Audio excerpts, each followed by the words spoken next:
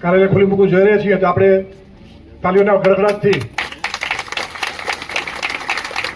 આપણા મહેમાન શ્રી કેશુભાઈ પટેલ તેમજ આપણા લેવા પટેલ સમાજના અગ્રણી અને લેવા પટેલ સમાજના પ્રમુખ શ્રી હેલજીભાઈ પિનોરિયા, ગામના સરપંચ પ્રથમ નાગરિક સતલેભાઈ ચાવડા, આપણા જિલ્લા પંચાયતના ઉમેદવાર શ્રી હરીશભાઈ ભંડેરી તેમજ પ્રેમભાઈ પિનોરિયા, અશોકભાઈ બરાડિયા, આપણા પ્રભારી અણદાભાઈ તેમજ સુપર જિલ્લા પંચાયત 1ના ઉમેદવાર લક્ષ્મીબેન તેમજ અમારા ઘટતમના સાથી અને ભારતીય જનતા પાર્ટીએ જેને જિલ્લા પંચાયત ઉપપ્રમુખ તરીકેની જવાબદારી સોંપી છે મનીષાબેનને સાથે મળીએ અને દીપ પ્રાર્થના કરીએ।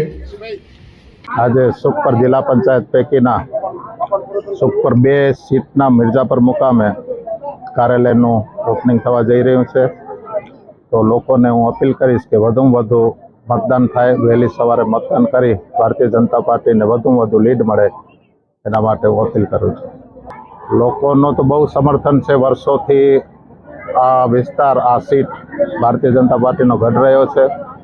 ગતમાં પણ વિનોદભાઈએ કીધું તેમ સૌથી વધારે લીડથી મનીષાબેન જીત્યા હતા। આ વખતે પણ લોકો મને વધુમાં વધુ વોટ આપી વધુ વધુ લીડ અપાવશે એવી આશા।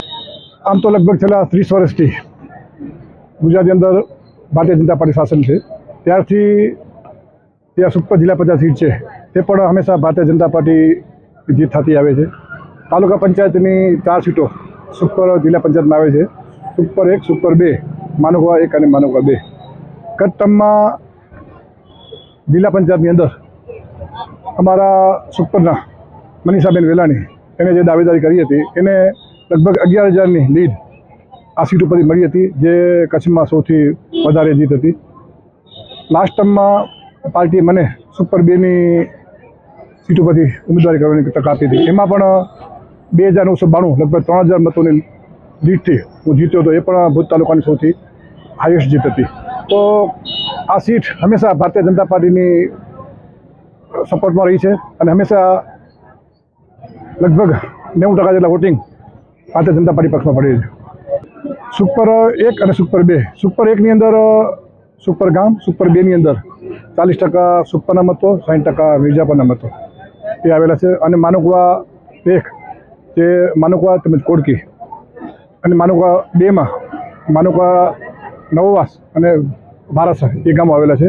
તો લગભગ આ સીટની અંદર 25,000ની વોટિંગ આ સીટમાં છે ને પાર્ટીએ જ્યારે મને 2 વખત હું તાલુકા પંચાયતની સુપર 2ની સીટ પર લડ્યો, આ વખતે મહિલા અનામત હોવાથી મારા પત્નીએ એમાં દાવેદારી નોંધાવેલી હતી અને આ સીટ ઉપર 2 ફોર્મ ભરાણા હતા।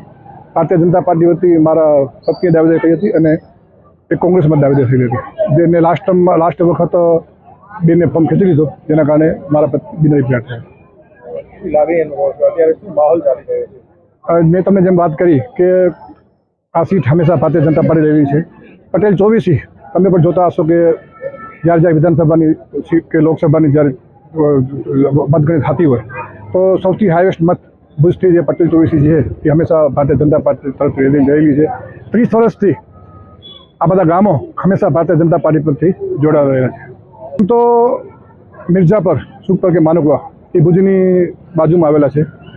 છેલ્લા લગભગ 25 વર્ષથી જે ભૂકંપ પછી જે કચ્છનો વિકાસ થયો એમાં ભુજનો પણ બહુ વિકાસ થયો, ભુજનું નવું ડેવલપિંગ થયું, જેના કારણે મિર્જાપુરનો પણ ઘણો ભાગ ભુજની અંદર સમાવેશ થયો। દૂર દૂરના ગામડાઓમાંથી ધંધાર્થે લોકો ભુજમાં રહેવા આવે છે, તો સ્વાભાવિક છે કે આ જે ગામો જે છે એ ભૌગોલિક રીતે કે વસ્તીની રીતે લગભગ ભૂકંપ પછી 6 ગણા ડેવલપ થયા। ડેવલપિંગ થવાના કારણે પાણીની, ગટરની કે રોડ રસ્તાની વ્યવસ્થા હોય તો જેવી રીતે જરૂરિયાત ઊભી થાય તેવી રીતે અમે અમારી પાર્ટીનું ધ્યાન દોરતા આવીએ। ગટર કે પાણીની જેવી નાના નાના કામો હોય તો ગ્રામ પંચાયત, તાલુકા પંચાયત કે જિલ્લા પંચાયતની ગ્રાન્ટમાં થતા હોય। સ્વાભાવિક છે કે રસ્તાની વાત આવતી હોય તો એમાં પુષ્કળ રકમ જરૂર હોતી હોય, તો જ્યારે અમને એવું લાગતું હોય કે અહીંયા આ બધી સોસાયટીઓ ડેવલપ થઈ ગઈ છે ત્યારે અમે ધારાસભ્યશ્રીનું સત્તાસભ્યનું ધ્યાન દોરીએ તો કોઈ કમી આ રસ્તાની આમાં રહેલી નથી। લગભગ છેલ્લા 2 વર્ષની વાત કરીએ તો ખાલી મિર્જાપર ગામની અંદર 3.5 કરોડ રૂપિયાના ખર્ચે શાસન સભ્યની ગ્રાન્ટમાંથી રસ્તાઓ બન્યા। હમણાં જ 10 દિવસ પહેલાં ધારાસભ્યશ્રીની ગ્રાન્ટમાંથી રસ્તાઓ બન્યા। સુપરમાં પણ લગભગ 2 કરોડ રૂપિયાના ખર્ચે ધારાસભ્યશ્રી હમણાં 10 દિવસ પહેલાં પણ એનું ખાતમુહૂર્ત કર્યું।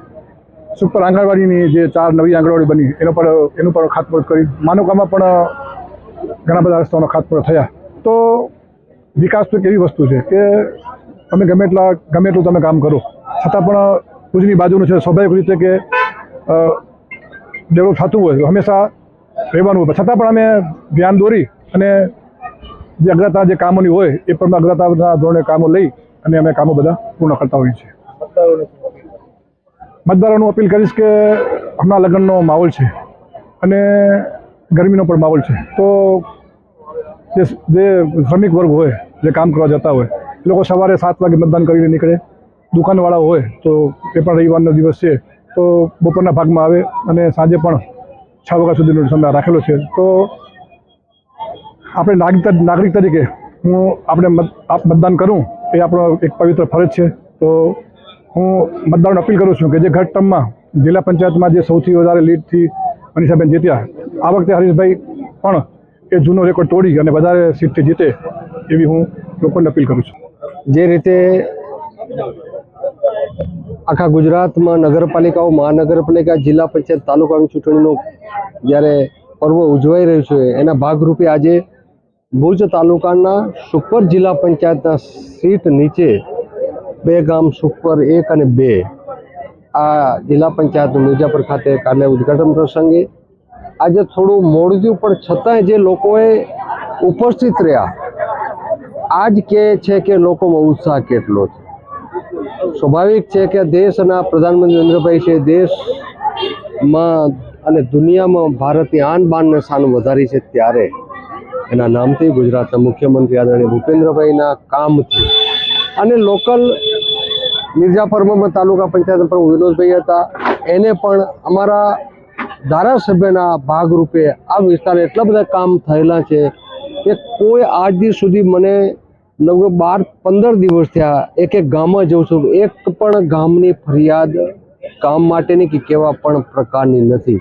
આ જ સૂચવે છે કે લોકોના મનમાં કંઈક સંતોષ છે અને અમારા ઈમાનદારીપૂર્વકના પ્રયત્નો કે લોકો જ્યારે સમય મળ્યો ત્યારે લોકોના થતા કામો, સાચા કામો અને જરૂરિયાત કામો એ થવા જોઈએ. એ જ રીતે આવતી જિલ્લા પંચાયત અને તાલુકા પંચાયત જ્યારે નવી રચના થશે ત્યારે એ જ પદ્ધતિ, એ જ પેટર્ન ઉપર કે લોકો જ્યારે સમર્થન તમને આપ્યું ત્યારે લોકોને સંતોષ આપવો એ પ્રતિનિધિનો પ્રથમ ફરજ બને છે.